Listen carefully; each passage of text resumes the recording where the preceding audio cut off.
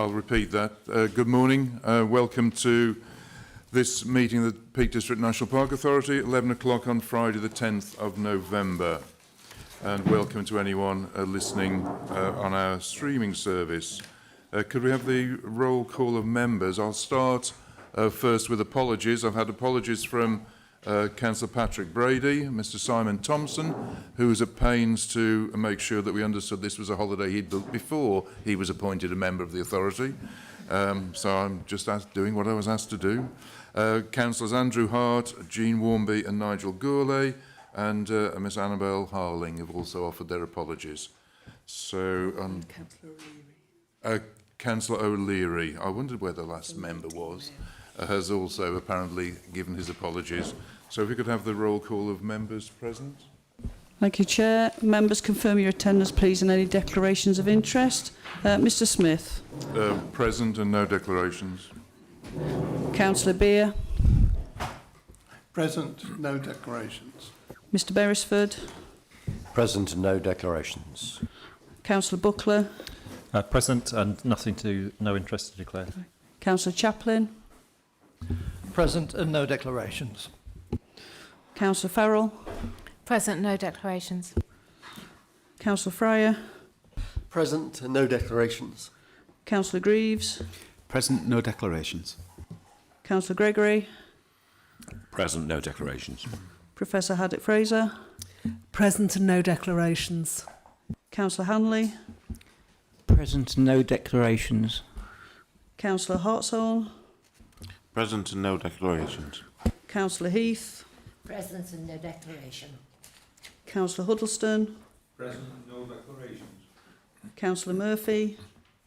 Present, no declarations. Councillor Nash. Present, no declarations. Councillor Potter. Present and no declarations. Councillor Priestley. Present. Item 10, I am current member champion for farming and biodiversity. Councillor Richardson. Present, no declarations. Miss Slack. Present, no declarations. Dr Swetnam. Present, no declarations. Ms Witter. Present, no declarations. And Councillor Woods. Present, no declarations. Thank you, Chair. Thank you, Karen. In that case, we can move on to our agenda item 2, which is the minutes of the previous meeting held on the 29th of September. Are there any corrections that anyone wishes to make to those minutes? Ruth, I believe you have. Sorry, yes. I'm just suggesting a correction to minute 8423. It's just to amend the job title for the Democratic Service Manager to the new title of Customer and Democratic Support Manager, as noted in the previous minute. Thank you. Thank you, Ruth. Otherwise, if there are no other comments or corrections to be made, can I have someone move the? Janet, thank you. Charles seconded that. All in favour of accepting the minutes? Thank you. That's unanimous. We'll move on to agenda item 3, urgent business. I've not been notified of any, nor of any public participation, which is agenda item 4. So we can move on to agenda item 5, which is the Chair's briefing, which he has put somewhere. Oh, here it is. Just to note that from my perspective, September and October have been particularly, or rather October has been just as busy as September. Started with sadly, my attendance at the funeral of Paul Hamblin, the former Chief Exec of National Parks England, which is a very moving ceremony. Well, no, when am I going to it? I've attended site visits and planning committee on both on the 6th of October and the 3rd of November, and Peak Park Parishes Forum at the beginning of October, which was very useful in gaining opinions from the representatives from those parishes who were attending. Well worth, I would suggest to members, if they so wished, attending in future. I've attended the board meeting of National Parks England in the New Forest National Park, and some of these things overlap with Chief Exec's report, which comes next, where there's a bit wider explanation of some of the backgrounds.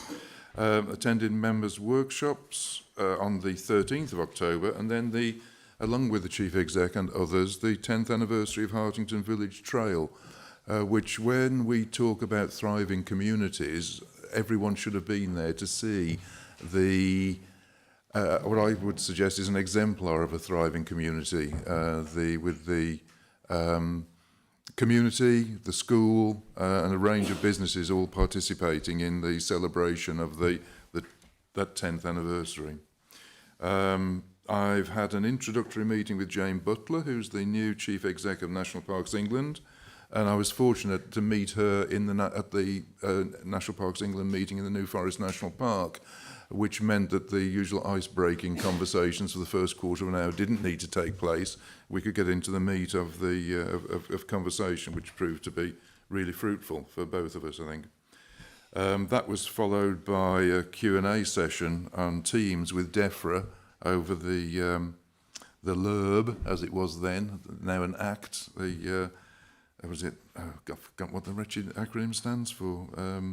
Levelling Up and Regeneration Bill. That's right. And particularly about the enhanced requirement for having regard to national park purposes, about which we will doubtless hear more as time passes. As authority representative, I've attended a meeting of the Derbyshire Archaeological Advisory Committee, which was focused principally on issues to do with the production of the magazine ACID, which is the acronym for Archaeology and Conservation in Derbyshire and the Peak District National Park.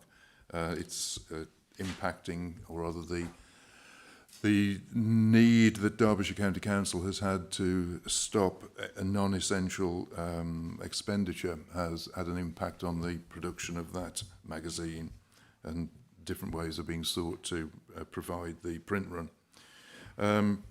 And subsequent to that, in fact, it was the next day, Phil, as Chief Exec, and I met with Councillor Barry Lewis and Councillor Caroline Rennick at Derbyshire County Council, where, amongst other things, one of the main topics was to do with transport and the discussions around our appointment of a sustainable transport officer and how the relationship betwixt and between our staff and Derbyshire County Council will mesh in future. Planning training, that was an interestingly wet day, not least because my car ended up in a puddle in the Peak District overnight, but we'll move hastily on. I had local plan meetings with consultants over the consultants' report on housing provision, which will lead into the developing terms of reference that is underway for our meetings, and both as a result of and for our meetings with Derbyshire Dales District Councillors. And then 25th of October, I met again with Phil Mulligan, with the leader and chief exec of Chesterfield Borough Council, where again, perhaps not surprisingly, transport was on the agenda, and the issues around hubs, gateways, park and ride, some of the issues that we were discussing in our meeting prior to this morning. And then subsequent to that, we met with the Council of Europe assessors. Again, it's explained in Phil's, more deeply in Phil's report, but again, a very positive meeting from my perspective, and I don't think it's untoward to reflect that the assessors were very positive about what they had seen and heard and discussed over the 2 days that they had been in this national park, and were, I think, quite clear about the fact they were going back to make positive recommendations for the renewal of our diploma.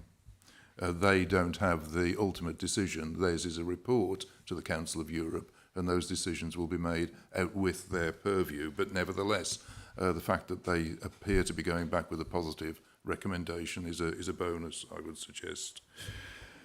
Finally, 2 meetings, one on the 27th of October with the Peakland Environmental Farmers Group out on the farm on the moorland edge on the A57.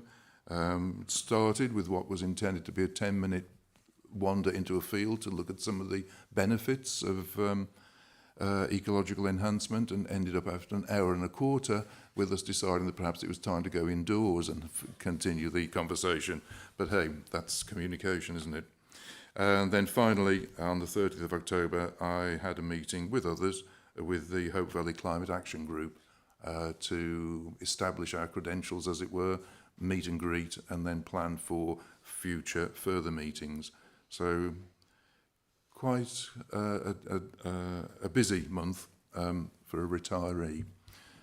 Thank you.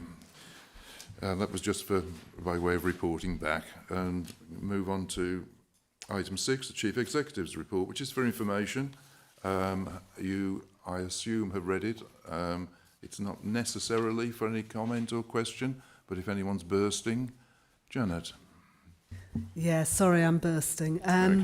Yeah, just a couple of things. The first is, thank you for the report, Phil. The National Park UK CEO and Chairs Forum, you mentioned there was a strong commitment to joining the Race to Zero, and a discussion resulted in some clear next steps. Can you let me know what the clear next steps are? And also on the management plan, it's really good to see progression towards the groups getting together. Can I ask what the member involvement or representation is in any of those groups? I assume it will be at the strategic level. Thank you.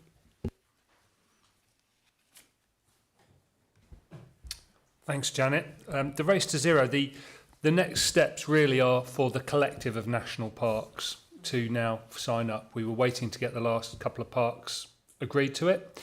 So now that pretty much everyone has, we can collectively sign the Race to Zero. We will be the first national parks in the world to do that. I mean, this is a global agreement and commitment. In terms of, you know, what that doesn't mean anything new or different for us here. What we're doing is we're kind of codifying and setting out what we're doing here as part of our commitment to that. It's more at a kind of a generalised national parks collective level that the next steps need to be taken. We will have our new UK Comms Director of Communications starting in January, and one of her first jobs is going to be taking this forward in terms of national communications, because it should be around January that we've got kind of the last park signed up and able to then publicly make this declaration and commitment. In terms of the member involvement in the National Park Management Plan, Emily, are you able to say at which level that is? Yep, so it's at the stakeholder level. So we've got 3 different groups. So we're very much a delivery focused operational group, which is at officer level. And then the next level up is around the partnerships. So that's very much focused on members, councillors, leaders, and chief execs and directors. And then the broader group is around the more generalised stakeholders, so 3 different groups that meet on different timescales with very clear terms of reference that we've drafted, but they haven't obviously been agreed with partners as yet, so that will be one of the first things on the agendas of the first of each of those meetings, is to check whether partners and stakeholders are actually happy to sign up to them. Yeah, thank you, but I asked specifically, will members be involved in any of those, and if Yes. so, who?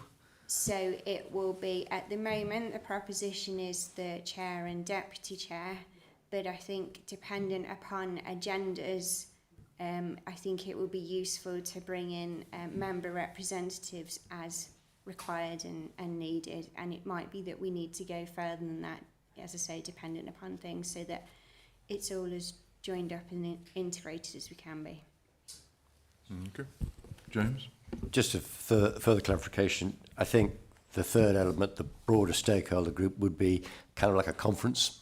So that would be cast open to members. So I think anybody that wished to attend could attend.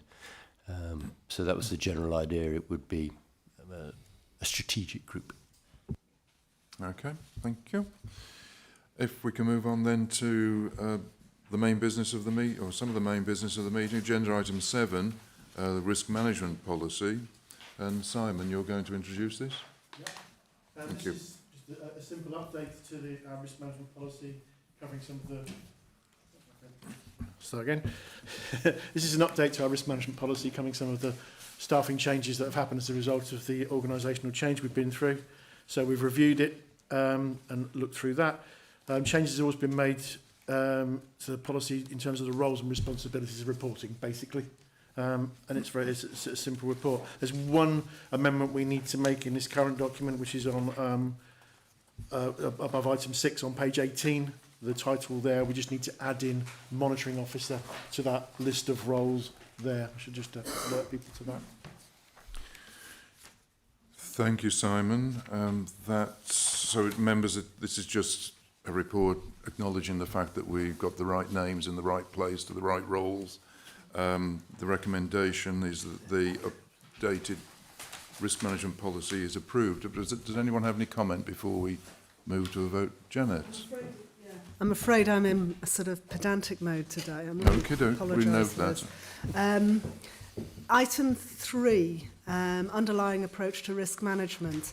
A, B, C, E and F, A, B, C and E all refer to individuals or sort of roles within the authority, whether it's members or management teams. Item D just says the authority. Who does that mean? Is that the authority, collective authority? Is it management and staff and the whole authority? I just think we need to be clear who that means there. And secondly, the role, item 5A, members setting the tone and influencing the culture, and 6A, management team setting the overall culture. Can someone explain what that means in terms of what the difference is between them? Who wants to grasp that particular nettle? I'll make a start and Emily can... Thank you, Simon. Thanks, Janet. Yeah, the 3D, I think, is about a collective approach. So it covers all those levels of risk management and risk appetite. Is it 5? 5A and 6A. About culture. Yep. Do you want me to take that? Yeah, if you want to start. So I think it's both for 5A and 6A. So if you look at the title for 5, it's about the members' role. And then if you look at the title for 6, it's about specific officers. So it's that collective of the senior management team with the chief finance officer and members having that conversation and agreeing what the tone and the influence and the culture should be for risk going forward. And that's part of the reason why the corporate risk register comes to members twice a year, so that we can have those detailed conversations around what our risks are at that point in time, and for members to agree whether or not the officer's approach to that is right, or whether you think we should be doing something different or not at all. So thank you. So the CEO, heads of service, is really about operationalisation of the tone and type of risk culture that the members set. Yes, and Thank it's you. about us sharing that technical detail with members so that members are aware of that and aware of how officers are dealing with each of those risks. Okay. Mike. Thank you, Chair, and thank you, Emily, for the report. It's just in the appendix, corporate risk register, point A on page 21. It talks about the escalating of new risks and perhaps escalating others. And they're reviewed and cascaded through an informal process. Can you explain a bit more about what the informal process or processes are that bring that to our attention? I mean, we can use our imagination, but I think it would it would help. So risks are cascaded up from service planning and project plans. So if people come across an element that needs a response, quite often that will be covered in service plan level. It won't get to members. When the escalation process comes where a project leader or a team leader or a head of service feels that it's escalated to the point where it needs consideration for greater attention or greater investment. So then comes up onto the corporate risk register. So essentially any red risk any red risk that's picked up at service plan level comes up to management team for a discussion around you know, do we need to put more resources into this? Do we need to put more time into this element? Whatever it might be. So it's that kind of process. So it might come up as an informal conversation to Yeah. start with, Yeah. or Exactly. or yes. someone sends an email saying, Yeah. We've got a problem We see here. this What do you happened, yeah. think? You know, yeah. Thank you. Okay. Okay. Sorry, can I just add to that? So that specific point is around quarters 1 and 3. So at quarters 2, which is where we're at now, and quarter 4, when we're at the year end, members will see everything formally in the papers that you've just received today, in a similar set at quarter 4. The difference at quarters 1 and 3 is that officers will do what we need to do in terms of managing those risks, and anything that we feel that members need to be aware of, if it's a significant change or a new risk, will come forward, but they won't come forward to members as a specific report on risks. They will come forward in the CEO report so that members are aware and cited at the earliest opportunity, rather than waiting for potentially 5 or 6 months later. So if that helps in terms of how members will see them, that's our process going forward. Okay. Right, you are. Are there any other comments or questions? If not, could I have a mover for this? James, thank you. Second, Becky, thank you. And a show of hands that the risk management policy is approved. All those in favour? I think that's unanimous. Thank you, members. In which case we can move on to agenda item 8. Excuse me. The Authority Progress Report, Mid-Year Decile 1, which I had to look in the dictionary just to make sure that's the first of 10 reports that will come over the life of this plan. The 5 years, yeah. So every 6 months there's going to be Decile 1, then Decile 2, and so on. Anyway, well, as far as I'm concerned, it is. You can pronounce it how you wish, Mike.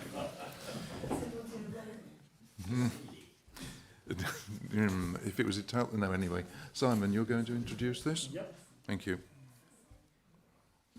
So hopefully members have had the opportunity to have a look at the report. The proposal here is just to take you sort of a bit of a skip through it, just to run through. It's the first time members have seen it in this format. We've talked about it before at the members' forum. So I won't go into the detail of the format and all those kinds of things. Let's actually go through the report itself. So just as an overview, we've got 7 out of our 8 objectives are on track and green. 1 objective isn't reported at this stage. So at the moment, everything's looking fairly good. If we can carry on with this level of good performance, then by the end of the year, we anticipate delivering against all of those corporate objectives. Key actions, there's a little bit more nuance in there. This year really does remain quite a challenging and difficult year for us financially and operationally. We've got, as we go through the report, you'll see we've got issues around staffing still with us, issues around delivery timescales because of the change process we've been through and various other things affecting us.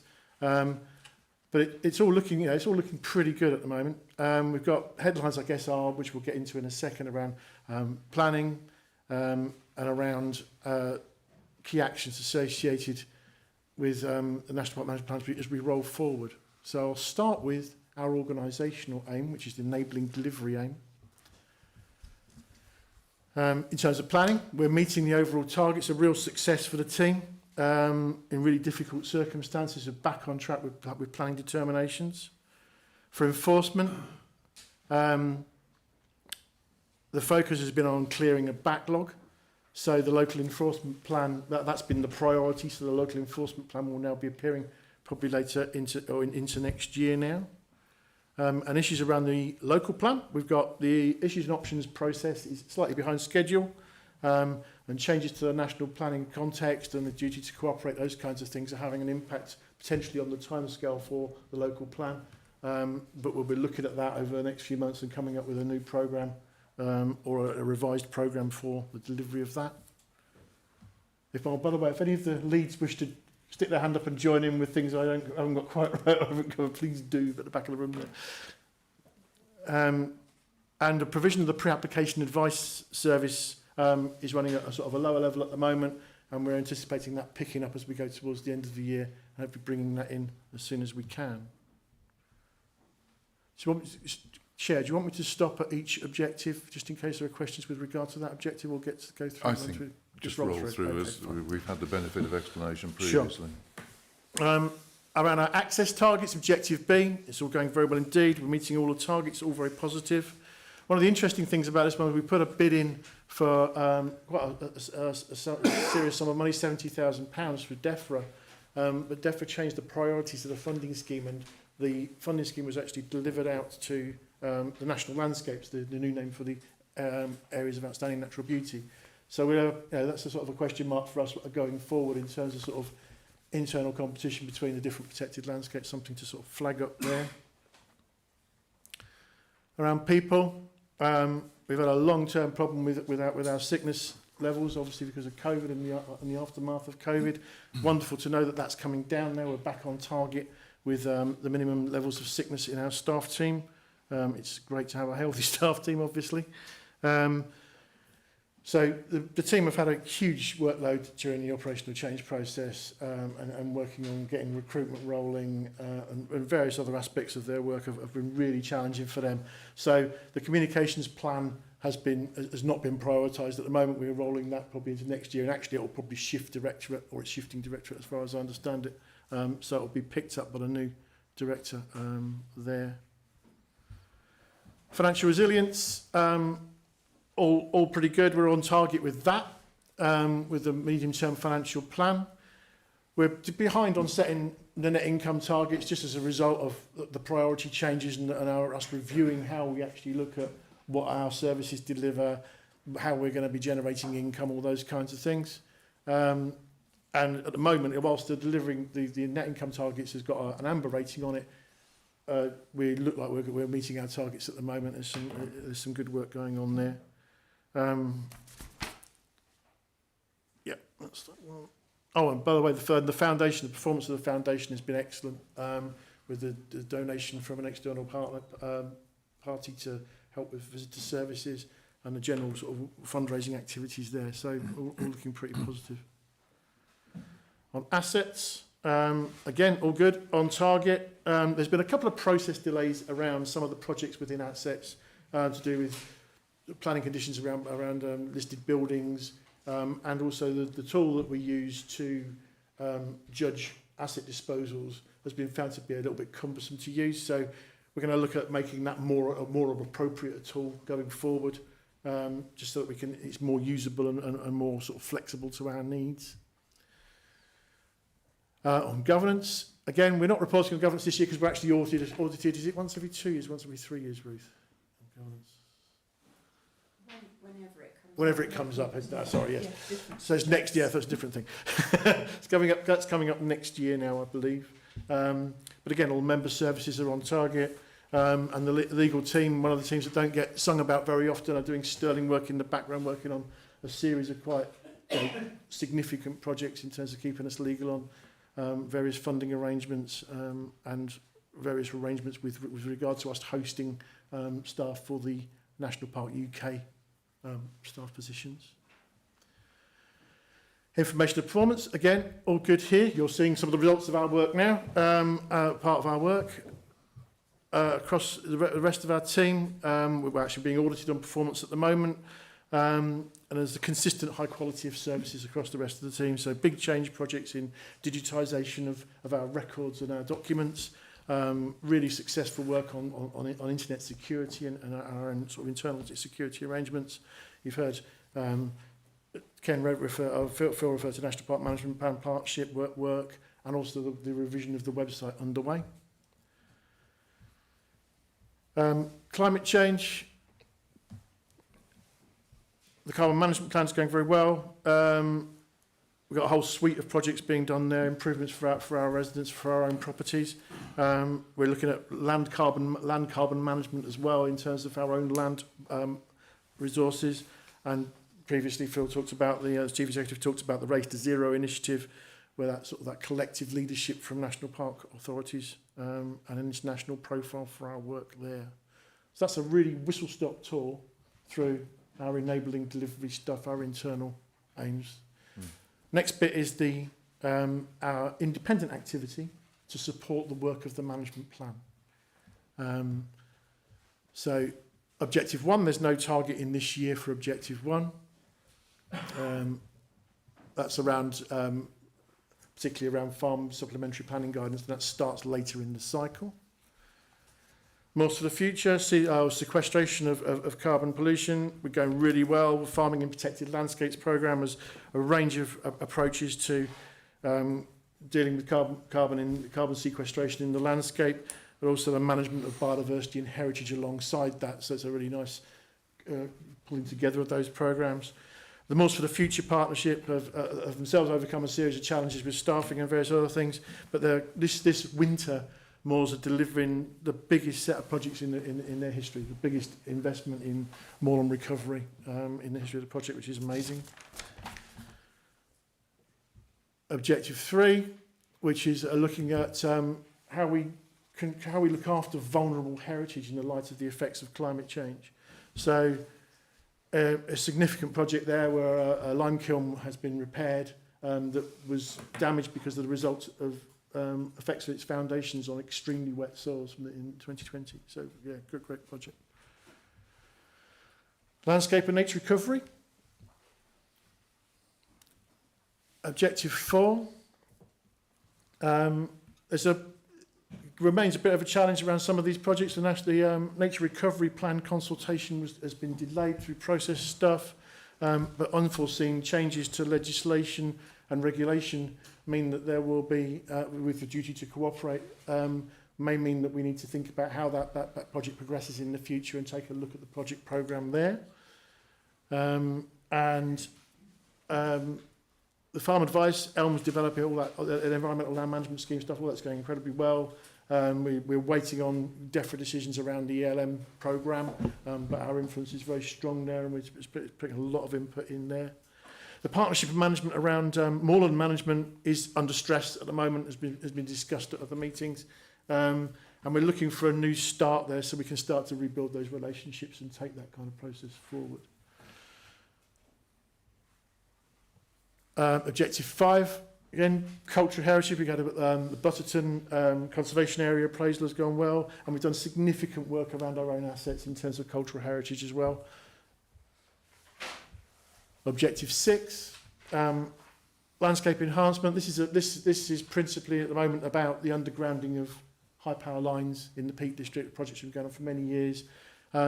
These are incredibly difficult, but very sort of heavy investment in terms of time and money and take a long time to deliver. We also had a staff post yet again. A staff post, it took a while for a partner to bring someone into that post. But they're just massive projects and they take a long time, so sometimes they slip a bit. Moving on to Welcoming Place, around sustainable economies. Local plan, we've discussed earlier on around the issues around in an earlier item around the local plan. Our assets, we're going through ongoing reviews of those, as discussed again earlier points in the thing. And we've talked before about the Transport Officer post. I think Ken and Phil have talked about that. So that post is starting, I think, today, isn't it? Yeah, they start in today. So we're looking for great gains there and seeing how that can build our work with partners on transport issues and understanding how we manage those things. Objective 8, this is our main young people objective. There's a wealth of activities going on underneath this objective. We've got loads of stuff in there. What's interesting as well is there's a broad collaborative funding base around a lot of the work we're doing there as well. Visitor centres have actually shown a slight increase in income this year. We're also looking at in terms of the website review, we're looking here at those main landing sites for visitors. So whilst we can't, the longer term project is to bring a brand new website into existence. We're looking at those main landing sites and improving those as an interim step so that people can get a better experience there. Objective 9, which is our health and well-being objective. Again, a raft of activities going on there. Again, another sort of broad base to those activities. And moving on, the last two. Objective 10, it's about community planning. We're excellent progress. 2 community plans are in a pipeline or been put through the pipeline this year. And also wonderful progress with authority members and Derbyshire Dales District Council members having an affordable housing working group set up, and we're a really key partnership going forward, looking at how we can work together on those housing issues. And finally, Objective 11. Again, we've talked about local plan before. The element, there's a lot of issues and options around both business and around minerals. Will be going out to consultation shortly. And we're going into that pre-consultation phase where they come to members first before they do that. That's the authority report. Thank you, Simon, for that rapid but broad summary of the plan. Members, any comments or questions? Matt? Yeah, it's obviously there are an awful lot of greens in that. Is that shown against the progress to the end of year or on a quarter by quarter basis? It's a half year basis, so that is the performance as we stand now. Half year. Towards the progress at the end of the year. Yeah, so the commentary picks up on what we're doing to address performance where there were issues to take us towards the end of the year. Because if you worked at DEFRA, say, you'd be looking at it and saying, well, everything's fine. There's no problem here. Why they don't need any more money. Actually, we should be sweating these assets more because they're already delivering everything against all of their targets. Apart from the one about income generation, which is actually where, if you were looking at how the budget for the national park looked, you'd be looking at it and thinking, this is really, they're doing really well. Perhaps we could make it more difficult for them.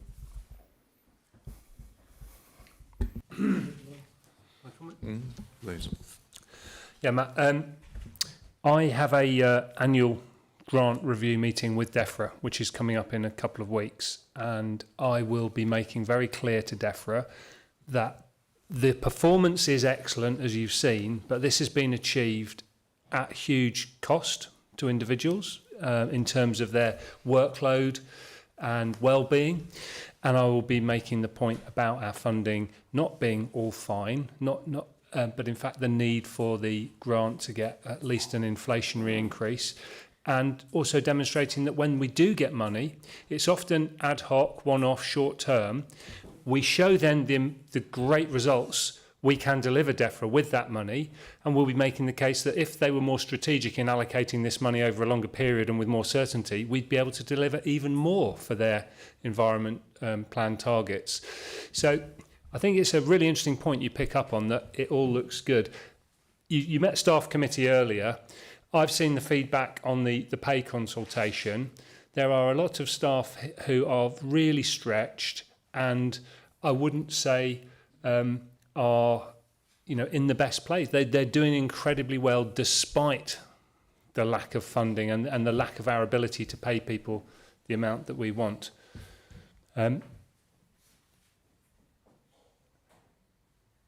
Sorry, you say that in your note there.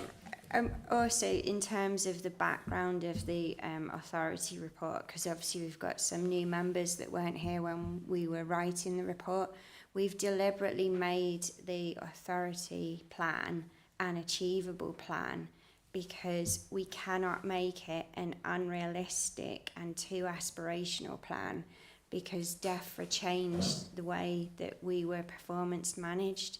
So if we have targets in there which were probably more along the lines of what we wanted originally, around that visionary being aspirational, then there's the potential for us not to meet them and for DEFRA to be able to take back some of our funding, which members that have been with us along the journey will remember we've had numerous conversations that actually those ambitious visionary targets are the ones that we've had to put into the management plan, and therefore the actual targets that are in the authority plan are very measured, because we felt that that's what it was prudent to do, because we cannot run the risk of losing any of our grant after we've committed to spend it. But then equally in terms of the actions, I think it comes out more that actually there are struggles across particular areas. Not everything is green. There are quite a few ambers, there are quite a few reds. And if you read the context of the text of those ambers and reds, on numerous occasions we're saying we're not meeting the target for that action that we thought we would be able to, and it's usually due to lack of capacity or an external change. So, for example, new legislation coming in. And so when you then read the nuance, actually the context of it, on most of them we have said, we will reprogram this. So it either means it's slipping into the latter half, so decile 2 of this year, or for a lot of them, actually they won't start until next year. So although that doesn't necessarily come out for the targets, I think when you drop down to those actions and you start to look at the ambers and reds and look at the actual context, I think that's where that capacity and the things that Phil's just said come through a little bit more. So it does come out across as something of being between a rock and a hard place in many respects. I think the cogent point, but from both sides. And I do think it emphasises the need to not just take the superficial, the very high level colour coding result. It needs to go look at the text as well to see some of the nuances. James Beresford. Well, thanks, Chair. Whilst I wouldn't disagree with Matt, any plan should be realistic. You know, you base your aspirations on your resources and your capacity to deliver. I personally wouldn't set a plan that was set up to fail. That said, I think the mood music behind this has to be around the mood music politically, and in conversations with DEFRA and so forth, has to be around. We could do so much more. I would be worried if this was littered with red as well, because DEFRA might be inclined to say, well, hang on, that's a failing authority. I don't want to see that. None of us want to see that. But I take your point. My point really was, maybe there's another risk here for us as a delivery plan, and that is the fact that we don't know what DEFRA really want of us. You know, they have not published the outcomes proposal that they are suggesting that they will do, and there's no prospect of that necessarily. A risk to this plan could be 3/4 of the way through, they might sort of say, well, we want you to do X, Y, and Z. And that would be over the resource that we actually have to deliver the things that we've already agreed in here. So I think that is a real risk. Thanks, James. Charles Greaves. Yeah, thanks, Chair. I just wanted to pick up on the comment I'd made at the previous meeting about having a summary that sits in between the two, and I think that might help. You know, the first bit shows us green, but then when you drill down to it, there's a lot more to it. So the bit that I suggested was just if you like, a single visual, A4, if you like, that would capture the reds and the ambers and the greens throughout, and then that would perhaps just help a little bit more show that everything's not perfect, if you know what I mean. Thanks. Yeah. Simon, do you want to respond to that? Yeah, thank you, Charles. Yeah, that's in progress, Charles. We will, as I said at the, we wouldn't be able to do it for this time. We're anticipating that being ready for the next time. Excellent. When we report, so there'll be effectively a dashboard page that gives you that very quick drill down overview. Thanks, Simon. Janet Haddock-Fraser.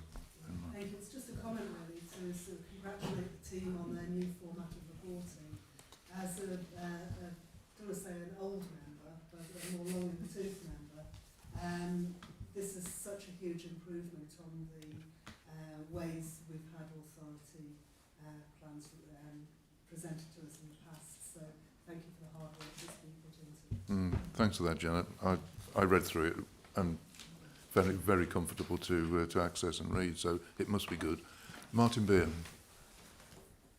Right, I'd support that this is a very much better way of reporting than the previous method, which I always found great difficulty in finding my way around. The one thing which does concern me a bit, but it's probably not something which will happen in the first report, is that it feels retrospective. It says what has happened in the past in the past report.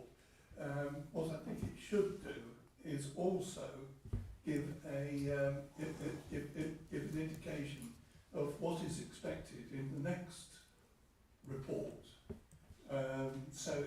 Particularly activities which are either completing or are starting in the next period, so that we have a foresight of what is expected in the next report. So it doesn't need to be complicated, but it would just be useful to keep the continuity. Isn't that embodied in the key actions? Yeah, so table? that should be embodied in the key actions. We're going to make that clearer going forward, and I'll take that comment on board with regard to the commentary as well. Make sure that's picked up properly in the commentary as we move forward. So yes, thank you for that, Martin. But if I may, Andrew Gregory, you. Yeah, thanks, Chair. I mean, really, just to echo what's been said, that I think this is a really helpful way of just from members being able to sort of view progress. It is much easier to follow. The kind of flicking through page after page of colour coded, particularly for someone like me who's colourblind, is even more of a challenge.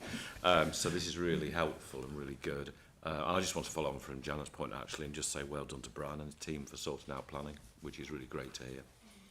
Thanks, Andrew. There's Janet's earlier pedantry is obviously infectious, because there's a couple of wee points I'd like to raise, if I may. One of them is that on top of page 27, the bullet point there reflects the fact that the Climate Change Steering Group ceased to exist on the 31st of March, but it's in as a grey element. Now, given that the plan is supposed to be from April through, should it actually be there? That will be coming out shortly. Right, that was the first one. In the tables of key actions, there's a number that say no actions this year, and it just struck me that that's possibly not the best way to portray what I suspect is more a position of it's dependent on actions that happen in previous years, things that we're waiting on the outcomes of earlier activities, that are more positive. It just gives the impression perhaps of we're not bothering with that, or we're not doing anything, whereas that's not really what we're going to be doing, or B, I would suggest, wanting to portray. Particularly action objectives on climate change. I wasn't being specific, but yes, I noticed that.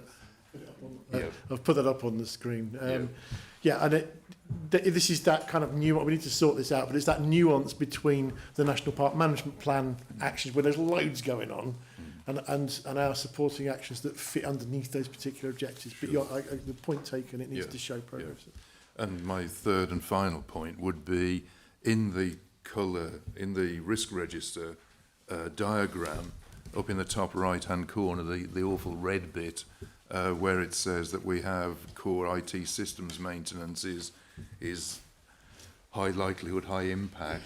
Shall I run through the risk register first? Well, all I was going to say was that in the relevant part of the report back, the three elements in the section that is to do with IT, that includes IT, are all green. So that it just struck me initially that there's a disjoint between the two, and how do we deal with that? Yeah, you can.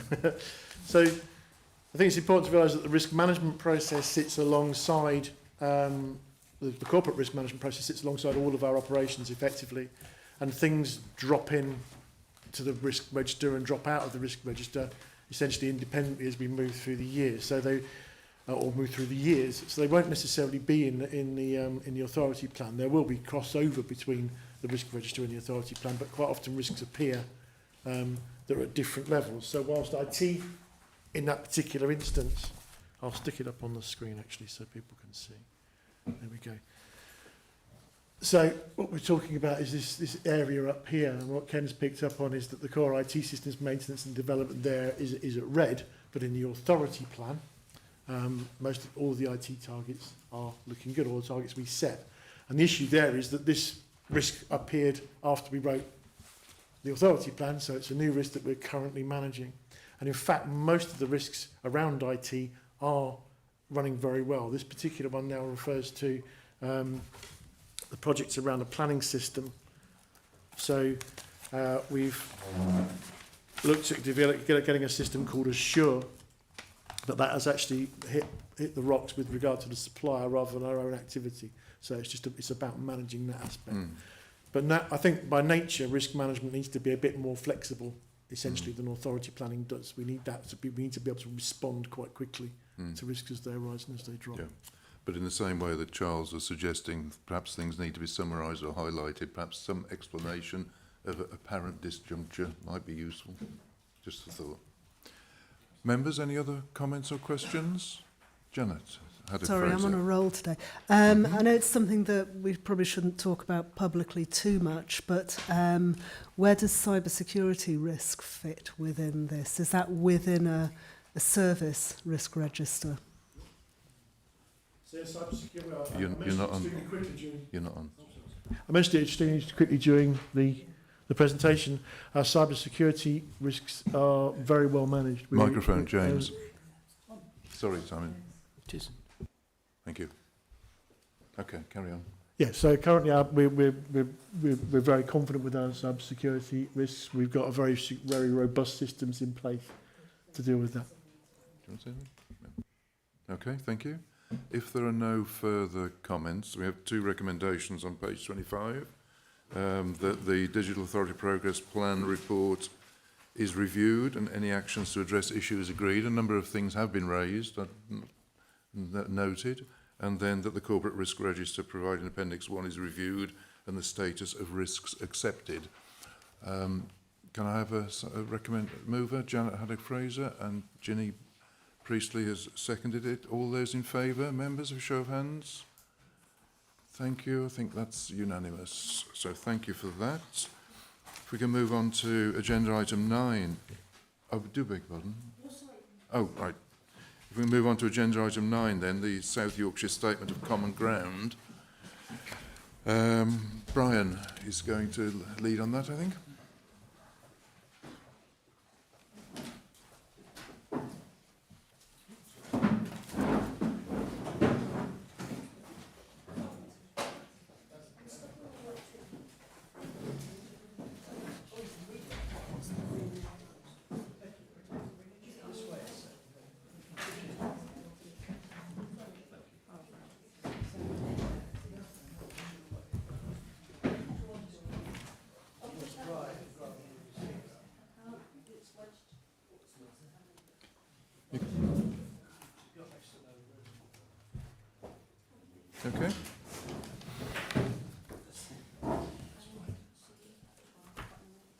Okay.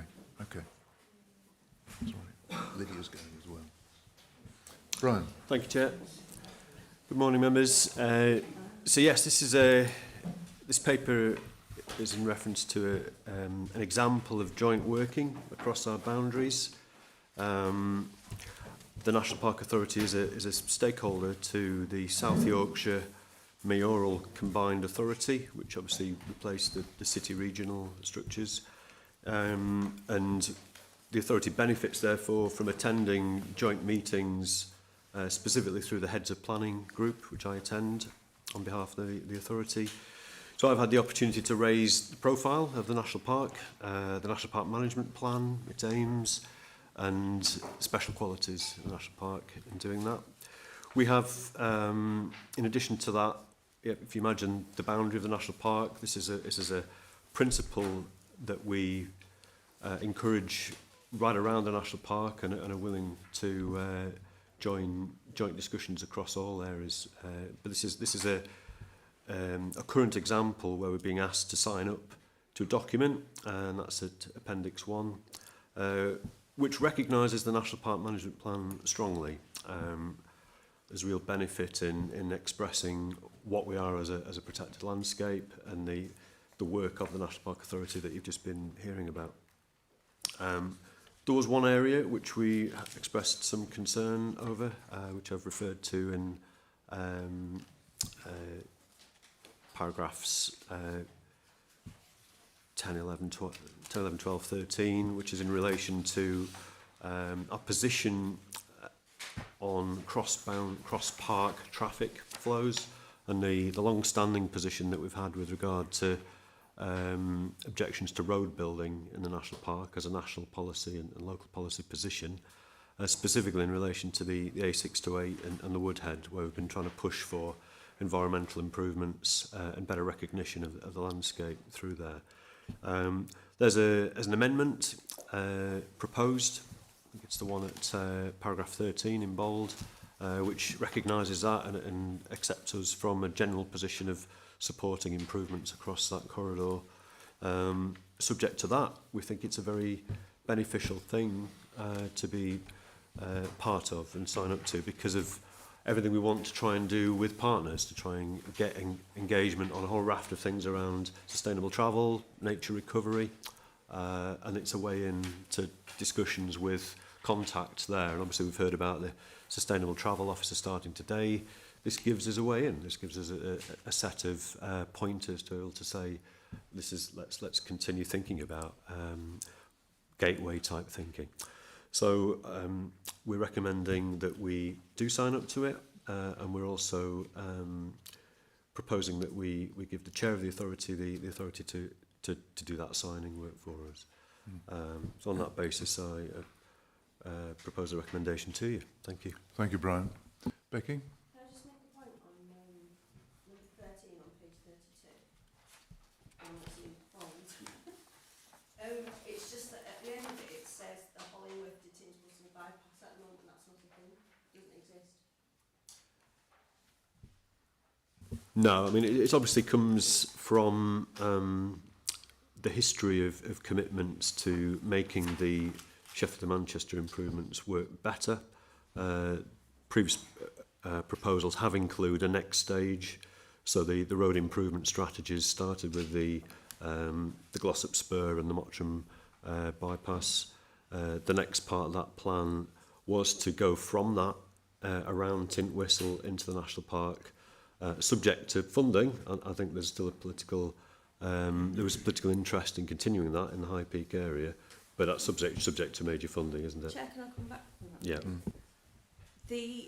So the plans that are in for the Spur Road, which is basically a road that cuts down from Mottram, only really benefits the people at the top of the road, so the top of Mottram. There's still problems with people in Hollingworth and Tintwistle because it's actually probably just going to make that traffic worse. But when they build the roundabout at the top of the bypass, they have to allow a junction for the Hollingworth and Tintwistle bypass. That's not on the plans. And if it was added later, it would cost millions. So because it's not on the plans for the Spur Road, it's highly unlikely that's going to happen. Yeah, I take your point, Becky, but I think what we're seeing in here is a kind of high-level statement that just recognises that the National Park Authority has and continues to object to major road building improvements, not the detail of them perhaps, but the principle at this stage. And it's just to record that within this statement of common ground. Chair, could I propose that we remove the Hollingworth and Tintwistle bypass bit because it isn't relevant and it's kind of scaremongering a little bit? Right, that I'd have to take advice from Brian as to the degree of upset that may cause in having to renegotiate this insert. It's only recognising a position that we've expressed before.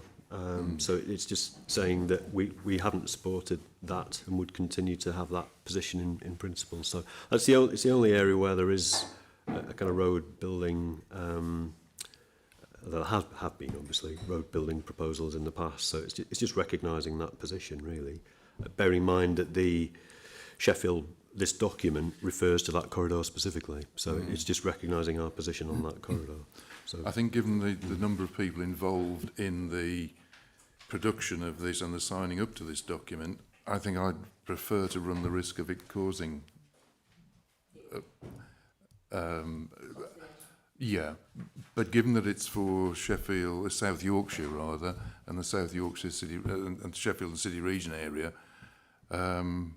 my preference at this stage will be to retain it as it is and run the risk. Chair, I'll divert the phone calls to you of complaint. That's very kind of you, Becky. Thank you. No problem. On that basis, Ruth Swetton.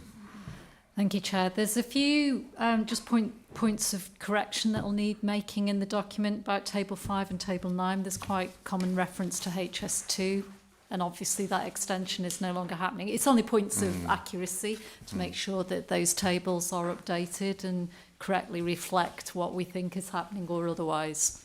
So, yeah, just a point of information. Sure. I suppose it's a document of its and in its time, isn't it? Yeah, That's of its time. It was specifically Table 5 and Table 9 I noted it in, but there may be a few other instances of it. Thank you, Ruth. Brian, is there scope for that kind of... I mean, at that level of accuracy, I'll feed that back to the coordinating officer there and just point them to that.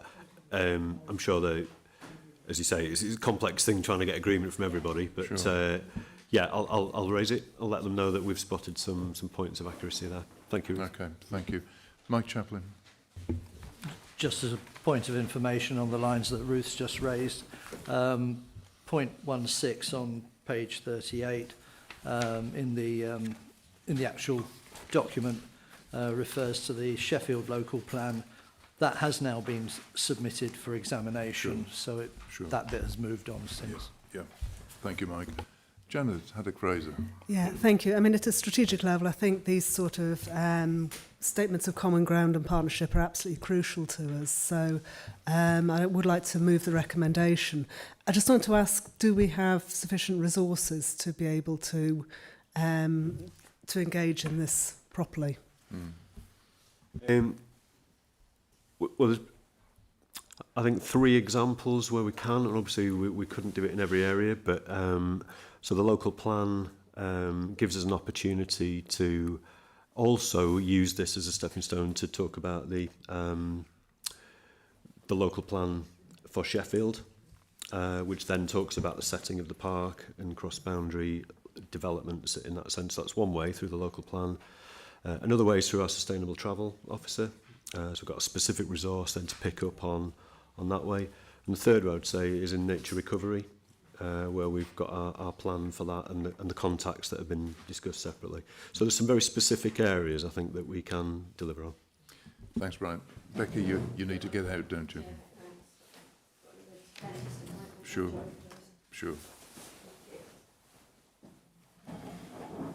Thank you. Andrew Gregory. Thanks, Chair. Given the given the need to implement the Levelling Up and Regeneration Act, I just wondered, will there need to be different common ground statements with the other neighbouring local authorities as we move forward? There is a prospect for at least one or more, I think. Brian? Yeah, I think we're just kind of readying ourselves as a planning service and through the policy team in particular to take these opportunities when they come. We know there is a follow-up with Sheffield City Council specifically on their local plan duty to cooperate and the new arrangements to liaise on that one. But yeah, we will take all these opportunities as they come forward. So as I say, the Greater Manchester Combined Authority would be a great one. Staffordshire, the Cheshire side as well. So yeah, I think as they come forward, we should be looking for the same approach, which we can either do at this scale, where these kind of sub-national geographies exist, or purely through the local planning process. Thank you, Brian.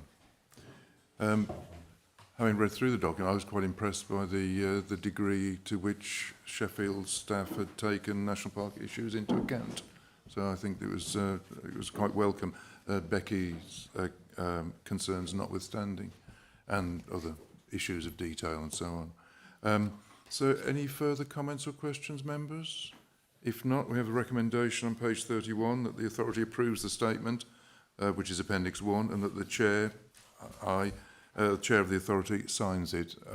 We've had the recommendation moved. Is it seconded? Ginny Priestley, thank you. And missed out this time, Mike, I'm sorry. All those in favour, could I have a show of hands, members? Thank you. I think that's unanimous. You're right. Abstentions? 1. Any objections? Any against, rather? In that case, the recommendation is moved. Thank you, members. And we can move on to agenda item 10.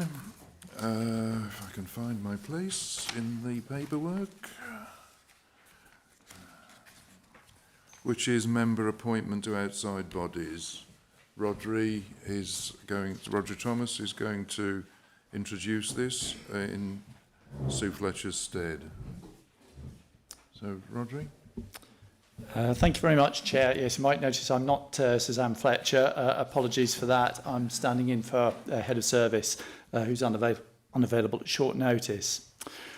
So the purpose of this paper is to seek approval to appoint member champion for the natural environment, biodiversity and farming to two local nature recovery strategy groups, one for Derbyshire and one for Staffordshire, to seek delegation to appoint to any further groups around local nature recovery strategy to the Chief Executive in consultation with the Chair and Deputy Chair, and that such attendance should be an approved duty.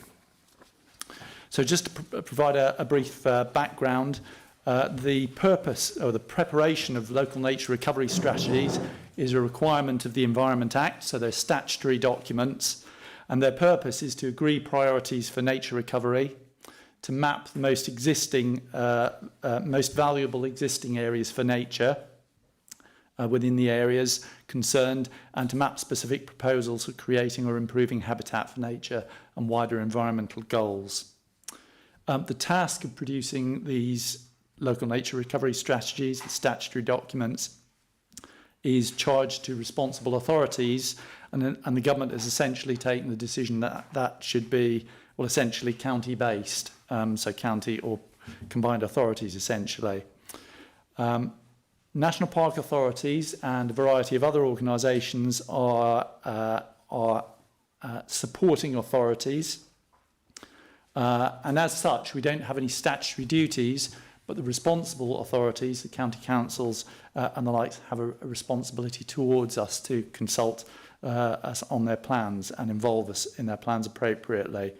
So if you refer to paragraph 1 of the report, the under key issues, the third bullet point, the third line up refers to Derbyshire and Staffordshire requiring authority member representation. I think we don't have a statutory duty, so as such, I should probably say request rather than require.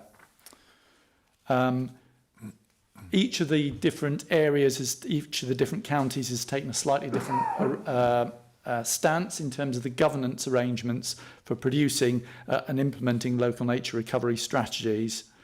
So there are essentially the two, Derbyshire and Staffordshire, which are proposing member representation on one of their groups.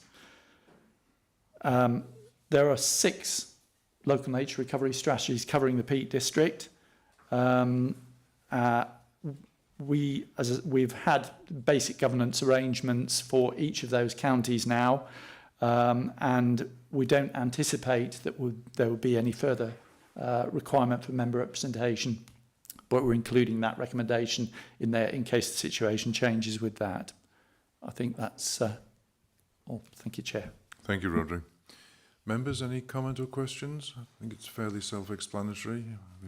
We're in recommendation 2 is an insurance policy, effectively.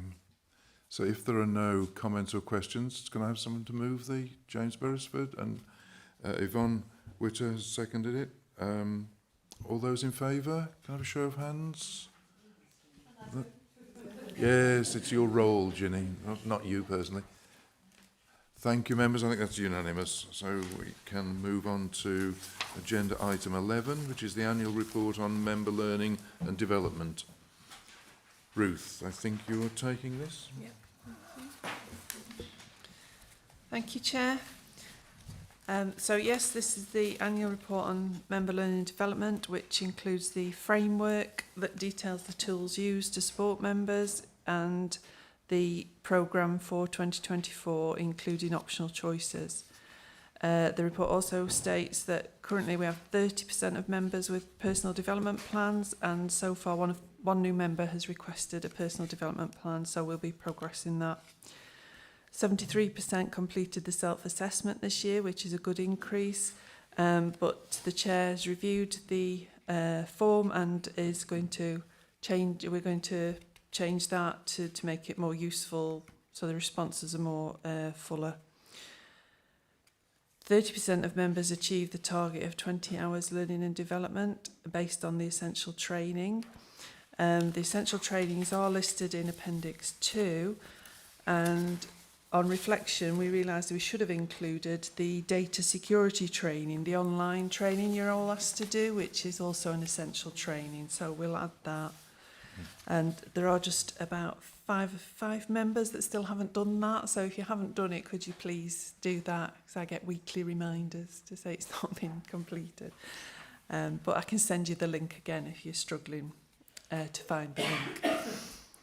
And then as you'll see that the chair's asked that we review member learning and development as a whole as well, so we will be doing that in the forthcoming year. And that's it. Thank you. Thank you, Ruth. I suggest you send the link to the 5 sinners anyway, just in case. Yeah, it's okay. I'll do it. So, members, any comments or questions? Andy Nash. As a new member, I've just gone through the induction and it's been quite interesting. I don't want to go into the detail of the feedback, but I will chat to Ruth. But Bill Hanley and Ruth Swetton and myself have just been on the 3-day national new member training. And I have to say, if anyone gets the opportunity to go, it's well worth going, because not only do you get a really good induction about national parks, planning and the role of members, you get a lot of time to talk to people from other parks, and you get to see that what we do here in some cases is very how other parks work. And you get the chance to chat to people. There's a good amount of time for discussion and analysis. And just the fact the 3 of us travelled up in the car, we spent 8 hours just talking about the park. And we never get the time to do that normally. Sure. So just a big push for that. If anyone gets the chance to go, you can go in your first 18 months. So people that have joined this year, you can go next year. Yeah, thanks, Andy. And I would certainly support that recommendation. Any further comments? Just one thing, we need to slightly amend recommendation 3 so that it reads to review the tools used in the member learning and development framework.